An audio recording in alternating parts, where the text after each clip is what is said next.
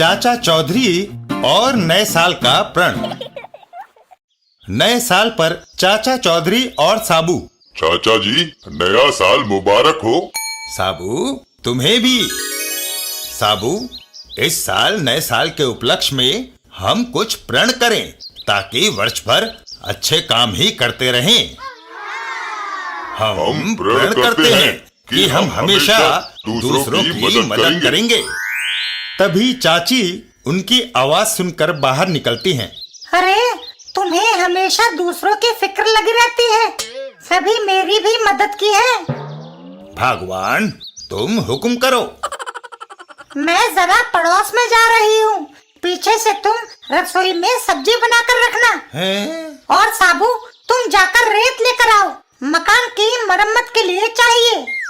इतना कहकर चाची वहाँ से चली जाती है। चाची के जाते ही मैं चला सब्जी पकाने और मैं रेत लेने। किचन में चाचा चौधरी, एक काम बचा था बावर्चीगिरी का, वो भी आज तुमने कर लिया। तभी चाचा चौधरी को कुछ याद आता है। अरे, इस समय तो टीवी पर क्रिकेट टेस्ट आ रहा होगा। जब तक सब्जी बनती है क्यों ना टीवी देखा जाए। और चाचा चौधरी टीवी खोलकर क्रिकेट टेस्ट देखने के लिए बैठ जाते हैं। गावस्कर ने ड्राइव किया, गेंद बाउंड्री लाइन के पार, 4 रन। 3 घंटे बाद जब चाची वापस आती है। क्या सब्जी बन गई? सब्जी किचन में हैं? चारों तरफ काला धुआं होता है। सारी सब्जी जल गई, सत्यानाश। तभी साबू वहाँ आ जाता है। चाची, मैं रेत ले आया, कहाँ डालूं? मेरे सर पर। हैं? और बेचारा साबू सारी रेत चाची के ऊपर डाल देता है। ओह! चाचा चौधरी, रॉकेट, उस रेत के नीचे तुम्हारी चाची दबी है। जब मैं और साबू चले जाएं तो उसे निकाल देना। उनके जाते ही रॉकेट चाची को रेत में से निकालने लगता है। एक बार घर वापस आ जाए बस।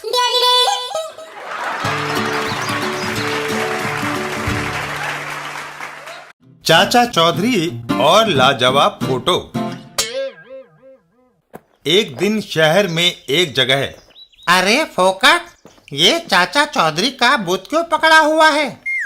चौखट, मैंने एक मजेदार योजना चाचा चौधरी को छकाने के लिए बनाई है।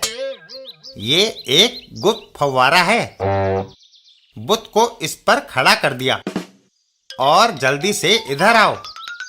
दीवार के पीछे लगे इस बटन को दबाओ। चौखट बटन दबाता है और चाचा चौधरी का पुतला हवा में उछल जाता है। वाह! अब अगर इसी बुत की जगह सचमुच के चाचा चौधरी को लाकर खड़ा कर दिया जाए तो कैसा रहेगा? वाह! मार दिया पापड़ वाले को। अब मैं उसको फुसला कर लाता हूँ। तू यहाँ दीवार के पीछे खड़ा होकर बटन दबाना, ठीक है? फोकट चाचा चौधरी के पास जाता है। चाचा जी, मेरी तमन्ना है कि अपने घर के सामने खड़ा करके आपका फोटो लूं। चलो चलते हैं। निश्चित स्थान पर पहुंचकर, ठीक है, जरा मुस्कुराइए। कमबख्त चौखट को पता नहीं क्या हो गया है। दीवार के पीछे, टिंगू मास्टर, ये डिब्बे में क्या लिए जा रहे हो? लड्डू, लो तुम भी खाओ। वाह, देसी घी के लगते हैं। हाँ, और खाओ। इधर फोकट चाचा चौधरी की तस्वीर ले लेता है। धन्यवाद, मेरा फोटो तो खिंच गया। अब तुम इधर आकर इसी जगह खड़े हो जाओ। मैं भी तुम्हारा एक फोटो खींचना चाहता हूँ। फोकट उसी जगह पर आकर खड़ा हो जाता है। फोकट, मुस्कुराओ। मुस्कुराहट तो कब की मेरे चेहरे से भाग गई। इधर लड्डू खाता चौखट अचानक चौंक जाता है। गजब हो गया, तुम्हारे लड्डू के चक्कर में मैं बटन दबाना भूल गया। चौखट बटन दबाता है और फोकट हवा में उछल जाता है।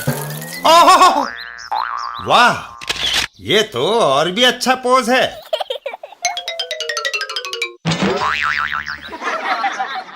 फोकट, तुम मेरा फोटो दिखाओ या ना दिखाओ, परंतु अपना जरूर दिखाना। हाय,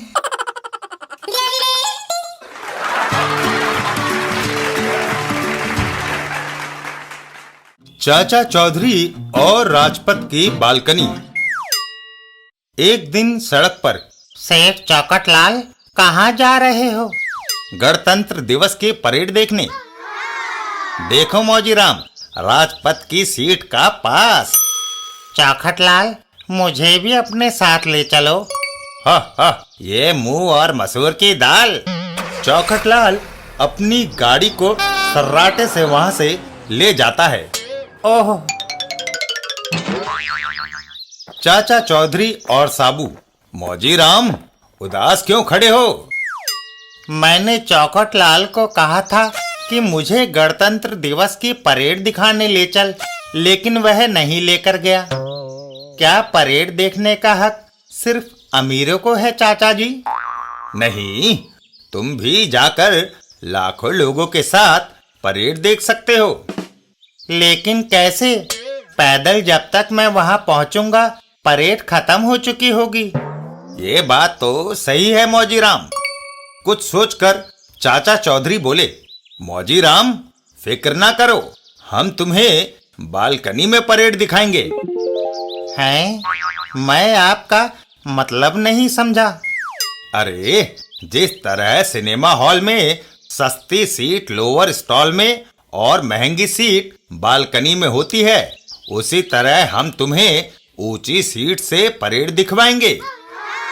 साबू, अपने फार्मूला नंबर 11 से मौजीराम को राजपथ पर बालकनी की सीट पर पहुंचा दो। मौजीराम, राजपथ की तरफ देखो। हाँ, 1, 2 और 3। और साबू एक जोरदार किक मौजीराम के जड़ देता है। मौजीराम हवा में उड़ता हुआ सीधा एक पेड़ की डाल पर गिरता है और फिर वाह! हैं?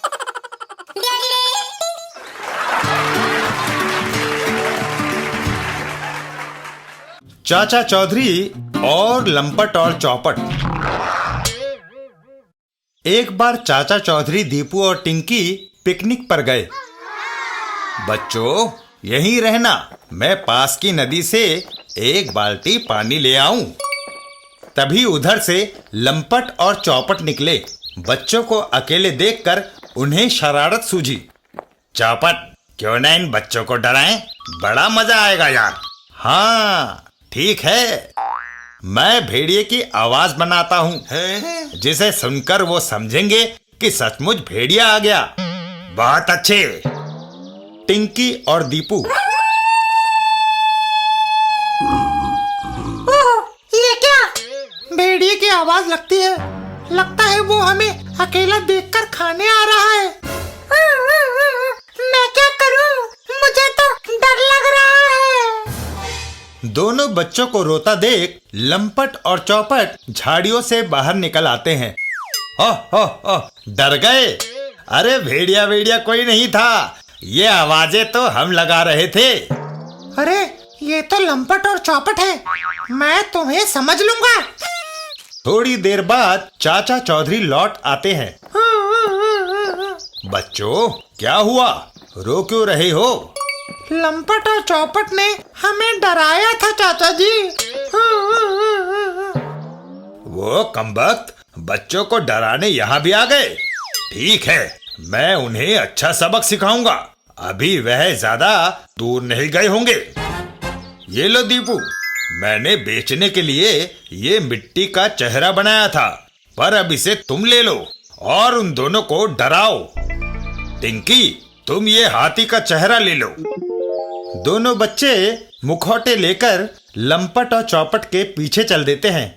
टिंकी, जल्दी आओ, वे दोनों अभी ज्यादा दूर नहीं गए होंगे। इधर लंपट और चौपट। हे, अरे भाई चौपट, तुमने भेड़िए की आवाज इतनी अच्छी निकाली कि दोनों बच्चों के होश उड़ गए। मजा आ गया। पर तभी वहां शेर की आवाज गूंज उठी। अरे ये क्या? लगता है शेर। और झाड़ियों में लंपट और चौपट को शेर दिखाई दिया। बाप रे, मर गए। दोनों ने तुरंत वहां से दौड़ लगा दी। जान बचानी है तो सिर पर पैर रखकर भागो लंपट भाई। पर दूसरी ओर से उन्हें हाथी ने घेर लिया। ओह, किधर जाएं? इधर तो ये जंगली हाथी है। लंपट और चौपट डर के मारे पेड़ पर चढ़ जाते हैं। चाचा जी, हमें बचाओ, शेर और हाथी हमें खाना चाहते हैं। कहाँ शेर, कहाँ हाथी? मुझे तो कुछ भी दिखाई नहीं देता। तभी झाड़ियों में से दोनों बच्चे बाहर निकल आते हैं। अरे वह तो ये बच्चे हैं।